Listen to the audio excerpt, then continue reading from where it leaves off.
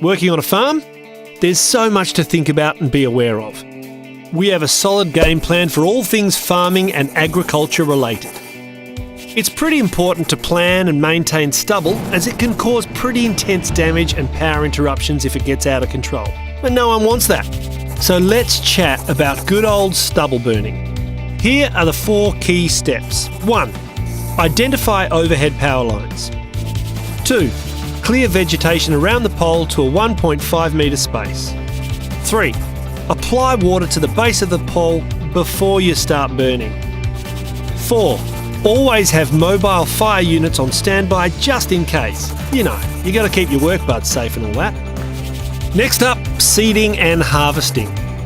We know farmers are often doing this work alone and remotely, making it hard for us to reach you and assist. So yep, you guessed it, we've got a simple game plan for that too. 1. Identify overhead power lines. 2. Always be aware of the height and width measurements of your harvester or seeder. 3.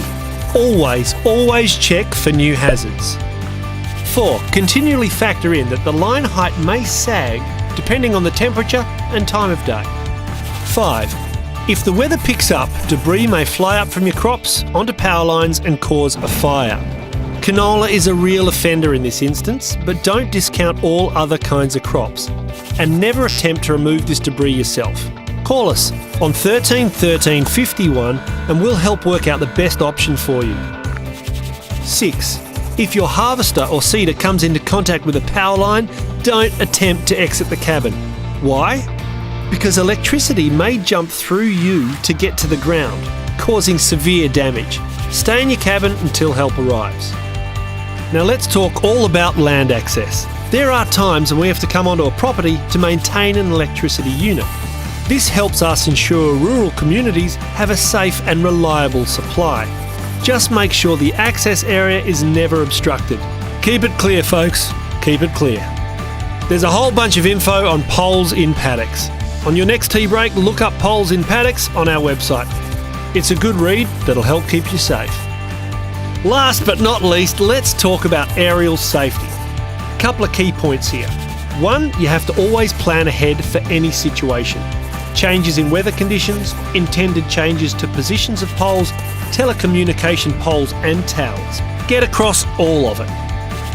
Next thing to think about.